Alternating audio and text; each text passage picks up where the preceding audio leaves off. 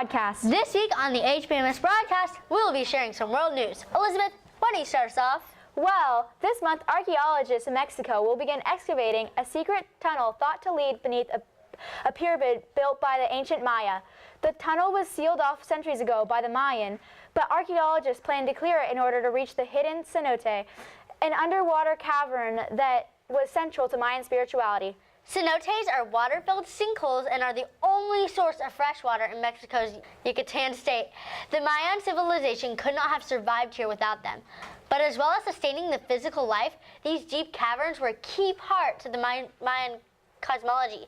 So important were these sites to their beliefs that the Maya practiced human sacrifice here, throwing bodies into the depths in the hope of winning their favor of the fickle rain god, Chac.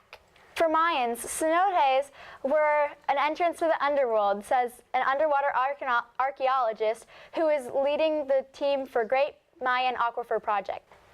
The Mayan conceived of the cosmos as having three basic layers: heavens, earth, and the underworld, he explains. The underworld was very important. It was considered the origin of life, and if the Mayans didn't keep a good balance between this layer and the universe in their own, it could mean drought, famine, or sickness. So they knew they had to keep the peace with their deities of the underworld, and this is why sometimes they made offerings. And now to Allie and Kennedy with Of the Week, where they will be talking about Topo Chico. Of the Week! This week's Of the Week is...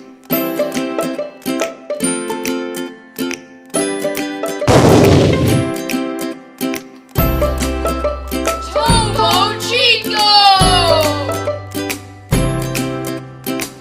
As some of you may have noticed, there's a new item in our lunch line, Topo Chico, but you might not know the story behind it. There was a beautiful Aztec princess who suffered a terrible disease, a disease so strange that no doctors of her father, Moctezuma, had been able to cure. Desperate, the king turned to the older priests in the kingdom to find a cure for his beautiful daughter. They told him, in a far, far away northern land, there were strange hidden waters which flowed at high temperatures, waters in which one only needed to bathe in or drink to regain vigor, joy, strength, and refreshment. Encouraged by this news, Moctezuma ordered an immediate expedition to take his daughter to this amazing place. After traveling long and rugged roads, the princess and her expedition reached a fertile valley flanked by mountains, from whose slopes follow the prodigal waters. After spending some time there, taking baths and drinking water, the daughter of Moctezuma, his priests, and chiefs returned to the Aztec lands optimistic. The news about the princess's recovery spread throughout the kingdom and has been passed on from generation to generation up until modern times. And it is said that Topo Chico was inspired by the river of this water. Thank you guys. Now to Sports with Jade.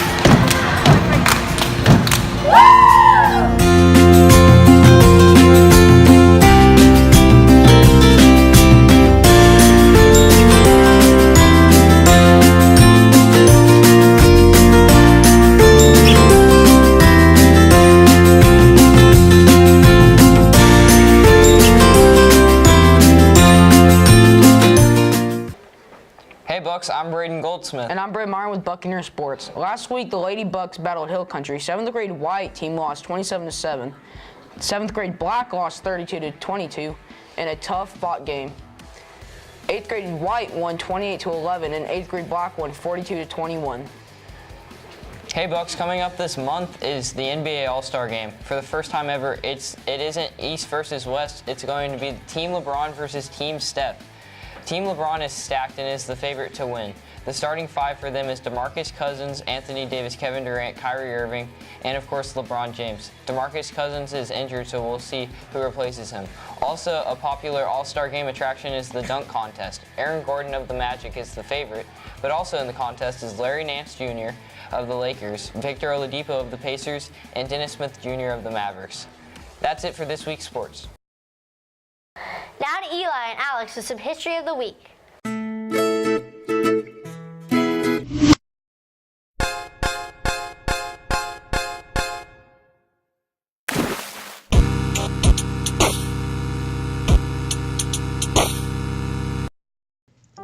Hey Bucks, welcome back to History of the Week as we tell you the story of Hollywood Walk of Fame. On February 9th, 1960, the first Hollywood star was placed for Joanna Woodward for her accomplishments as a female actress.